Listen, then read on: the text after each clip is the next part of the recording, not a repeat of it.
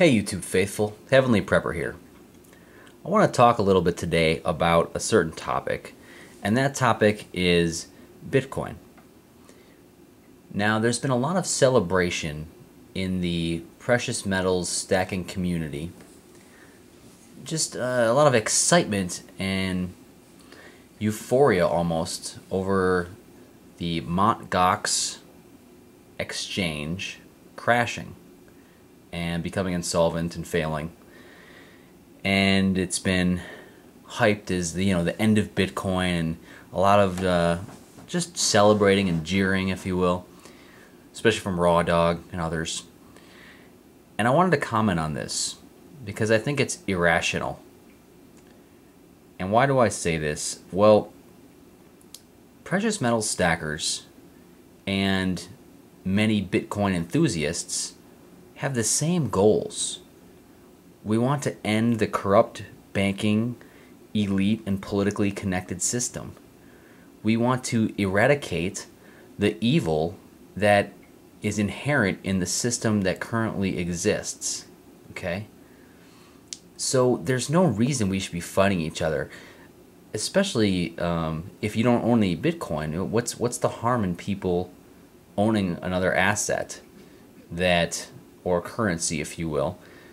I just don't understand the celebration of a failure of a single company, which of course is not the failure of Bitcoin. Bitcoin, as it stands right now, is between $550 and $600 on the other major exchanges.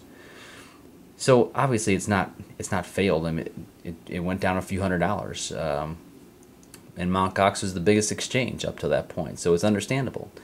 But I think Bitcoin's going to weather this storm. But that's not really the point. What I don't hear, okay, is the opposite thing happening. And some of you may have read Mike Maloney's article recently, and I subscribe. And his recent goldsilver.com article talked about two different companies which are doing very similar things to what happened to MtGox. If you're familiar with Tolving, apparently they're having 5-6 month delivery time issues and could be on the brink of insolvency and going under, according to reports. I'll post the link to the article from Mike Maloney's website. Now, Tolving is potentially ripping people off for hundreds of thousands of dollars because they have a pretty high minimum order. Now, they have low bullion prices if you can meet that minimum order. I've never used Tolving, and now I'm glad I have not. But people are going to lose hundreds of thousands, if not millions of dollars because of this company. And I don't see any Bitcoiners celebrating and saying, see, we told you that gold and silver, that's going to be terrible. It's not going to do anything for you. You're going to get ripped off. I don't hear the same thing from them.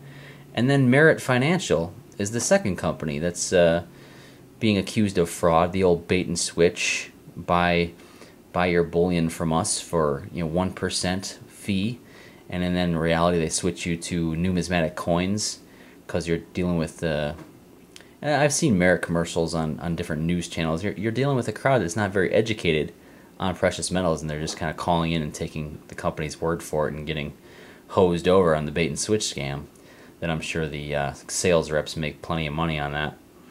So again, you got two companies there basically giving a black eye to the precious metals community. But I don't see the Bitcoiners celebrating that and saying, oh, that's what happens, because we want the same things. Now you can legitimately argue whether Bitcoin's going to be here in 5 or 10 years, or whether it's going to be another company or another cryptocurrency, but I really don't think you're going to get away from this cryptocurrency thing. I think it's here to stay. It's got a purpose, and I just don't see it going away. Is it still going to be worth $550 next year at this time? I have no idea. Could it be worth $10? Could it be worth $1,000? I'd say yes to either of those options. I don't think it'd go down to 10, but I could be wrong, of course. Now let's think about this for a second, okay? And just so you know, that's It's my only kilo coin I have left.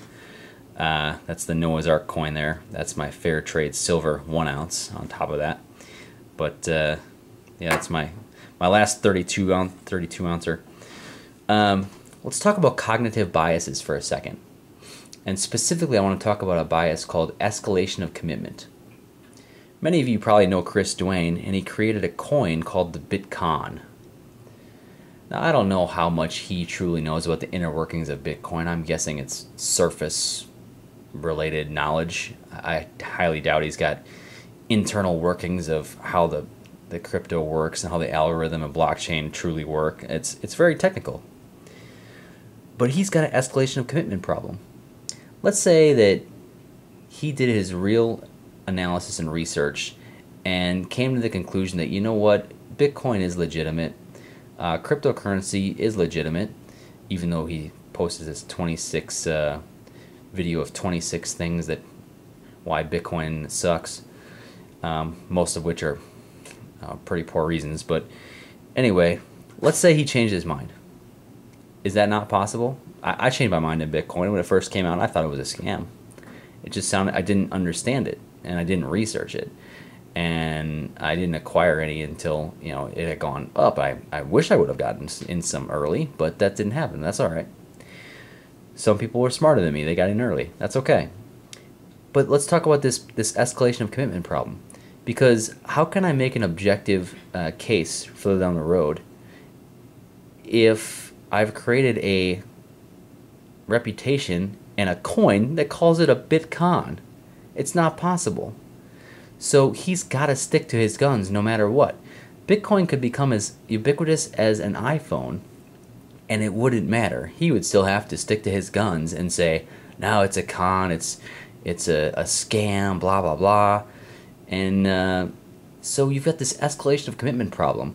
And a lot of other people don't have the same commitment as far as creating a coin, but they've just created videos and whatnot and said, I think it's a scam, blah, blah, blah. And so they have to stick to their guns. They can't expand their horizons because they've picked a position and publicized it. And they don't want to be proven wrong, and then that puts blinders on them later on. And then you can present evidence to them to the contrary of their original thoughts, and they fail to change their minds because they have this escalation of commitment problem. I try to be real aware of these cognitive biases and able to change my mind based on evidence presented before me. And that's how I came to, acquire a Bitcoin, is because the faulty analysis I had in the beginning, it just didn't match up, and so I decided to take a little gamble on it. And if it works out, great, and if it doesn't, that's fine too. But I'm certainly not going to celebrate the destruction of MtGox. And by the way, I did not have any Bitcoin in that exchange. When I came in, it was pretty clear that that was the wrong exchange to be in, so I'm glad I didn't have any in there. And of course, you can have cold storage. You can have your Bitcoin stored off-site, off-location, offline, cold storage. You shouldn't have the majority of your wealth stored on an exchange in the first place. So lastly, I want to talk about asset allocation, because pre-2008, when I used to own stocks, I had asset allocation that was diversified. Okay, I didn't have all 100% stocks, blue chip stocks. I had some emerging markets, some bonds, some high yield bonds, some short-term funds, some different mutual funds with different strategies, and that was smart. Post 2008, after getting out of stocks, okay, now I'm into hard assets. I still believe in diversification. Gold, silver, real estate, and now Bitcoin. These, and you can say, well, Bitcoin's not a hard asset, but you get what I'm saying. Like outside of today's current banking system and paper money schemes, okay, these things all have their place. Okay, if you didn't have any hard assets, the first thing I wouldn't do is go out and buy a 1 ounce gold American Eagle. Okay, that's not the first thing I would buy, but it's got its place in an individual investor's stack. It's got its place, and gold is to maintain your wealth, as is silver. To a smaller extent, it's also can be used for barter and smaller purchases. And then, of course, real estate, or farmable land, or other just land in general. And then lastly, Bitcoin. Okay, as long as the internet is up and electricity is running, people are going to be doing exchanges online. It's convenient, it's quick, it's a low cost. There's many different conveniences that gold and silver do not have that Bitcoin does have, and it adds to the value of your entire asset allocation, your diversification. That's why I chose to get into it. Okay, it's not a replacement for gold and silver. It's in addition to gold and silver. So I just don't understand all the stackers and all the sentiment celebrating the failure of MtGox. Because you know what? Evil people and evil corporations are going to exist no matter what. Okay? We're not going to give up the fight because one gold and silver company decided they were going to screw investors over and take all their money. We're not going to give up the fight when one exchange decides they're going to be corrupt, either steal people's money or be completely incompetent, and not give their bitcoins back for cash. So don't let these things get you down, and you don't need to be celebrating the failure of other people and losing money due to evil people, evil corporations, or incompetence. Just want to throw my 2 cents out there. I think we need to be level-headed and really not root against each other. And we're on the same team. We want the same things. So just remember, Bitcoin, it's another quiver in your bag of goods, another tool in your tool belt. Okay, it's not meant to replace gold and silver. It's meant to be in addition to. So that's my rant for today. It's Heavenly Prepper, preaching and prepping.